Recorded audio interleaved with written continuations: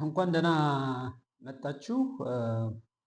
በዚህ ቻናል ለሚቀጥሉት ብዙ ወራቶች ማስተሪ ኦፍ ኢምፖርት ኤንድ ኤክስፖርት ኦፕሬሽን በሚል በተከታታይ በየሳምንቱ አንዳንድ ቪዲዮዎች ይኖራሉ። ከፋውንዴሽን ከኢንትሮዳክሽን ጀምሮ እስከ መጨረሻው ሳይክል ድረስ እንሄድበታለን።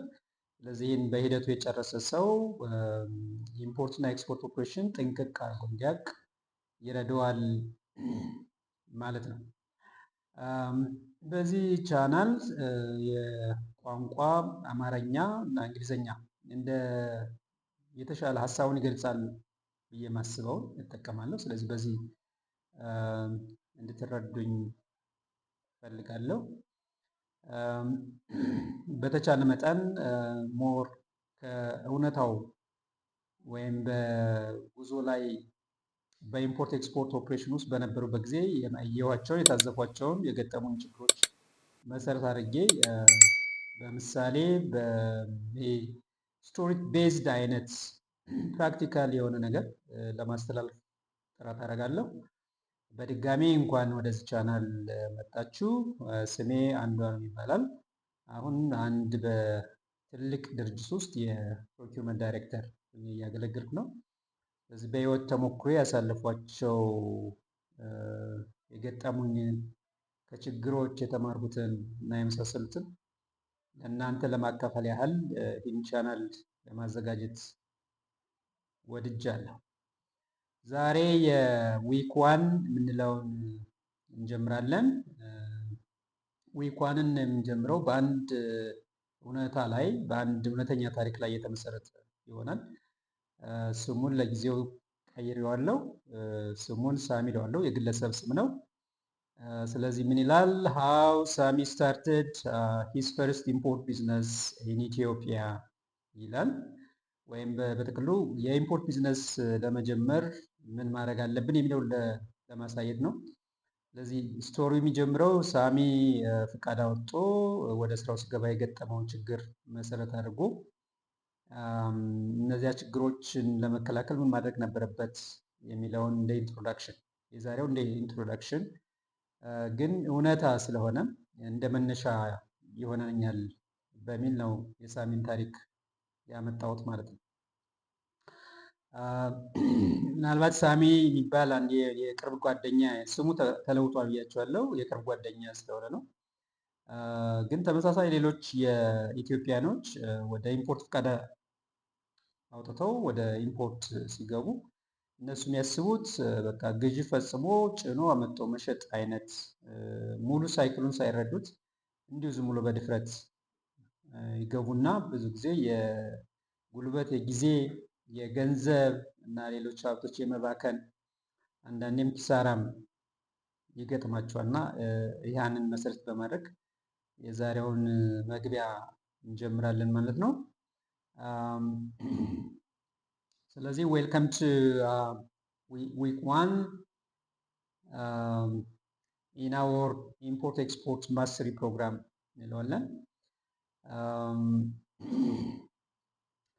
ስለዚህ ታሪኩን ሼር ለማድረግ ያህል ሳሚ ገና ወጣት የ29 ዓመት ጎልማሳ ነው።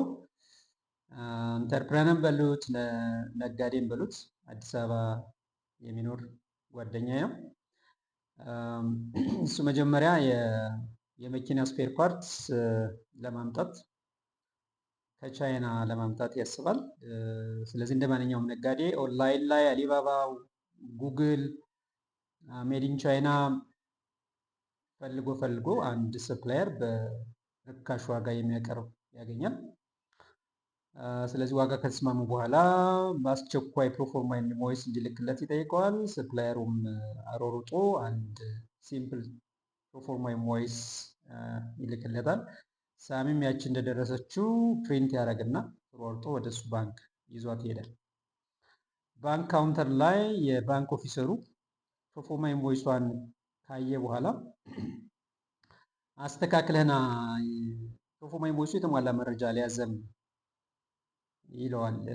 አንድ ፕሮፎርማ ኢንቮይስ ሊኖሩት የሚገቡ ወይም ማንዳተሪ ሪኳየርመንትስ ማንዳተሪ ባንኪንግ ሪኳየርመንትስ የምንላቸው አሉ።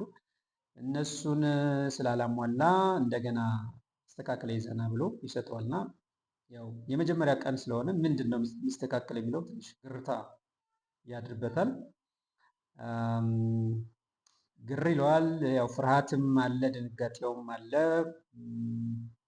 እንግዲህ እንቆቅልሹ ሊጀምር ነው ማለት ነው። ስለዚህ ሳሚ የጠየቀው ምንድነው የሚሟላው፣ ምንድነው የጎደለው የሚል ነው። የባንክ ኦፊሰሩም ፖላይትሊ ፕሮፎርማ ኢንቮይሱ ላይ ቼስ ኮድ መኖር አለበት፣ ኢንኮተርሙ መታወቅ አለበት፣ ፖርት ኦፍ ሎዲንግ፣ ፖርት ኦፍ ዲስቻርጅ፣ የፔመንት ተርሙ፣ ደሊቨሪ ተርሙ፣ የሰፕላየር ባንክ ዲቴልስ እና ብላብላ እያለ አስረድቶ ይልከዋል። ሳሚም ወደ ቢሮ ይመለስና እንደገና ሰፕላየሩን ኦንላይን አግኝቶ ያን ፕሮፎርማ ኢንቮይስ የጎደሉ መረጃዎችን አሟልቶ እንዲልክለት ይጠይቀዋል። ሰፕላየሩም ያንን መረጃ አሟልቶ ለሳሚ ይሰጠዋል። ሳሚም እንግዲህ መልሶ ወደ ባንኩ በመሄድ ፕሮፎርማ ኢንቮይሱን አስገብቷል ማለት ነው። ስለዚህ ከሳሚ ታሪክ የምንረዳው ነገር አለ። ሳሚ ላይ ያየናቸው ክፍተቶች፣ ግድፈቶች ምንድን ናቸው? ሳሚ ምን ማወቅ ነበረበት የሚሉ ቀጣይ እናያለን ማለት ነው። ስለዚህ ሳሚ ሊያደርግ ይገባው የነበሩ ጉዳዮችን ቀጣይ እናያለን ማለት ነው። ምን ሂደቶችን ማለፍ ነበረበት የሚል ነው። የመጀመሪያው ፕሮዳክት አይደንቲፊኬሽን ኤንድ ቼስ ኮድ ማለት ነው። ፕሮዳክቱን ማወቅ አለበት። የሚያስመጣውን ፕሮዳክት ምን እንኳን ስፔር ፓርት ቢሆን ስፔር ፓርት ብዙ አይነት ነው። እያንዳንዱ ስፔር ፓርት የራሱ ዓለም አቀፍ የሆነ የፕሮዳክት ቼስ ኮድ አለው። እሱን ማወቅ ነበረበት። እንዲሁም ያ ስፔር ፓርት በኢትዮጵያ ካስተምስ ላይ ያለው ቁጥር የቼስ ኮድ ምንድን ነው የሚለውን ቀድሞ ማወቅ ነበረበት ነው። ሁለተኛ ሰፕላይ ቨሪፊኬሽን፣ ኦንላይን ሰፕላየሩን ስላገኘው ቀጥታ ፕሮፎርማ ኢንቮይስ ይዞ ወደዚህ ነው ወደ ባንክ ሄደው እና ሳሚ ስለ ሰፕላየሩ ሊያውቅ የሚገባውን ነገር ያህል አላወቀም ነው። ስለዚህ ያ ሰፕላየር ትክክለኛ ነው አይደለም፣ አንዳንዴ አጭበርባሪዎችም ስላሉ ኦንላይን አጭበርባሪዎች ስላሉ ያ የፕሮፎርማ ኢንቮይስ የላከው ድርጅት ሪሊ ትክክለኛ ድርጅት ነው ወይ የሚለውን ማወቅ ነበረበት። ይህን ለማድረግ ደግሞ አንደኛ ቢዝነስ ላይሰንሱን እንዲልክለት ማድረግ፣ የታክስ መለያ ቁጥሩ እንዲልክለት ማድረግ፣ የፋብሪካ ቪዲዮ ካለው እንዲያስጎበኘው መጠየቅ፣ ኢትዮጵያ ውስጥ ለሌሎች ገዢዎች ሽጦ ከሆነ ያን ሪፈረንስ እንዲሰጠው መጠየቅ እና የመሳሰሉት እንዲህ አይነት ነገሮችን ቀድሞ ስለ ሰፕላየሩ ማወቅ ነበረበት ማለት ነው። ስለዚህ ሳሚ ላይ ያየነው ነገር ምንድነው? ትንሽ መቸኮል፣ ተሯሩጦ የፕሮፎርማ ኢንቮይስ የመሰብሰብ ማለት ነው። ሶስተኛ ማወቅ የነበረበት ፕሮፎርማ ኢንቮይስ ሊይዛቸው የሚገቡ መረጃዎች ምንድን ናቸው የሚለውን ማወቅ ነበረበት። ለምሳሌ የኤክስፖርተርስ ኔም ኤንድ አድሬስ ወይም የሰፕላየሩ ኔም አድሬስ የምንለው መኖር አለበት። የሳሚ ሙሉ ስምና አድራሻ መኖር አለበት። የፕሮዳክት ኤችኤስ ኮድ መኖር አለበት። ኢንኮተርም ፎብ ነው፣ ሲኤፍ ነው፣ ሲኤፍአር ነው የሚለው እዚያ ላይ መካተት አለበት። ፖርት ኦፍ ሎዲንግ የት ነው ያለው? ፖርት ኦፍ ዲስቻርጅ፣ ፔመንት ተርም፣ ከረንሲ፣ ባንኪንግ ዲቴይልስ፣ ቫሊዲቲ ፔሪድ እና የመሳሰሉት መረጃዎች ፕሮፎርማ ኢንቮይስ ውስጥ መኖር ነበረበት ማለት ነው። ይሄ አንዱ የዘለለው ጉዳይ ነው ማለት ነው። ሌላው አራተኛ የምናየው የባንክ አፕሊኬሽን በተመለከተ መረዳት ያለበት ነገር ነው። ፕሮፎርማ እንደደረሰው ቀጥታ ፕሮፎርማን ይዞ ወደ ባንክ ሄደው፣ ግን ከዚያ በፊት ባንክም ፕሮፎርማ ኢንቮይስ ለማስገባት ተጨማሪ ሰነዶችን አሟልቶ መሄድ ነበረበት፣ ወይም የባንኩን ሂደትም መረዳት ነበረበት። ለምሳሌ አፕሊኬሽን አለው፣ የሚሞላ አፕሊኬሽን ይኖራል። ፕሮፎርማ ይያዛል፣ ንግድ ፈቃድ፣ የቲን የምንለው ዋና ምዝገባ የመሳሰሉት እነሱን አያይዞ ወደ ባንክ መሄድ ነበረበት ማለት ነው። ሌላው እዚህ ላይ መቸኮሉን እናያለን። ይህ ማመልከቻ ራሱ እስኪፈቀድ ድረስ ምናልባት 15-20 ቀን ድረስ ሊፈጅ ይችላል። ይህንንም ግምት ውስጥ አድርጎ መሄድ ነበረበት ማለት ነው። ሌላው እዚህ እንግዲህ ሳሚ ዘሎታል ተብሎ የሚታሰበው የፎሬክስ አፕሮቫል ሂደቱን የሚያስፈልጉ ሰነዶችን እና የሚሞሉ ፎርሞች ምን ምን ነበሩ የሚለውንም ማየት ነበረበት ማለት ነው። የኢትዮጵያ ሲንግል ዊንዶ እንላለን። ለምሳሌ ፎሬክስ አፕሮቫሉ ከተፈቀደለት በኋላ አፕሮቫሉን በኦንላይን እንዴት መሙላት እንዳለበት፣ ኢምፖርት ፐርሚቱን እንዴት መሙላት እንዳለበት ሲንግል ዊንዶውን በተመለከተ ማወቅ ነበረበት ማለት ነው።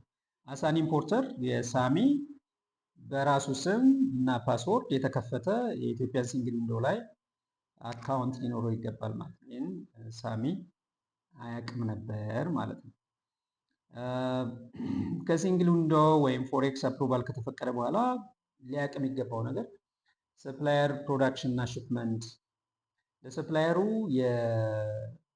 የክፍያ ወይም ፎሬክስ እንደተፈቀደ እና ክፍያ እንደተፈጸመ ካወቀ ሰፕላየሩ ምርቱን አምርቶ ፓክ አድርጎ ወደ ጭነት ነው የሚሄደው እና ለዚህ የሚፈልገው ጊዜ ይኖራል፣ የሚፈልገው የሰነድ ዝግጅት አለ እና የመሳሰሉት ሳሚ ይህንን መረዳት ነበረበት ማለት ነው። ስለዚህ ሰፕላይ ፕሮዳክሽን እና ሽፕመንት አንዱ የሂደቱ አካል መሆኑን ሳሚ መረዳት ነበረበት ማለት ነው። ሌላው ሂደት ወይም ሳሚ ማወቅ ያለበት ካስተም ክሊራንስ አለ። ስለዚህ ካስተም ክሊራንስ ለማስፈጸም ራሱ ቀጥታ ማድረግ ይችላል አይችልም የሚለውን ማወቅ አለበት፣ ወይስ ወኪል የጉምሩክ ወኪል መቅጠር አለብን ወይስ የለብኝ የሚለውን ማወቅ አለበት ማለት ነው። ስለዚህ ትንሽ ስለ ካስተም ክሊራንስም መረዳት ነበረበት ማለት ነው። እቃው ከመጣ በኋላ ጉምሩክ እቃውን ከለቀቀለት በኋላ ወዴት ነው የሚወስደው? አንዳንዴ በመንገድ ላይ ያለ ምስል የሚሸጡት ነጋዴዎች የሚያስቀምጥበት መጋዘን አዘጋጅተዋል ወይስ ቀድሞ እቃውን ሽጦት ነው የሚያመጣው? ይህንንም የተዘጋጀ አይመስለኝም እና ይህንን ማወቅ ነበረበት ማለት ነው።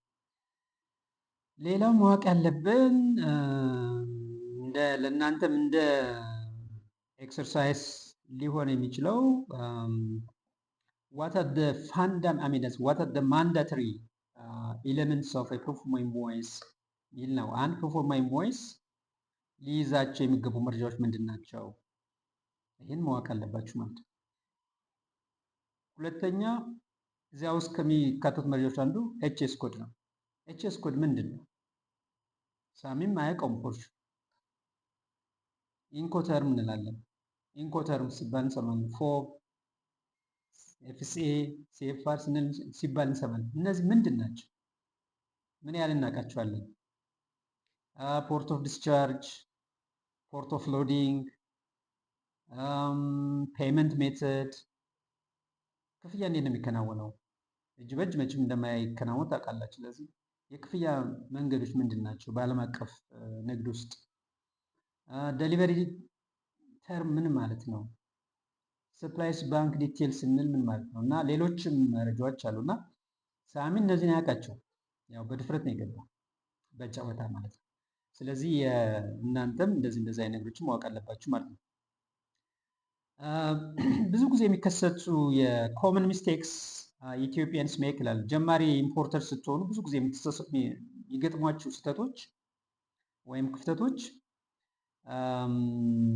አንደኛው የፕሮፎርማ ኢንቮይስ የባንክን ሪኳየርመንት አለማሟላቱ ነው። ባንክ የሚፈልገውን መረጃ አለመያዙ አንዱ ክፍተት ይሆናል። ሁለተኛ የኤችኤስ ኮድ ካላወቃችሁ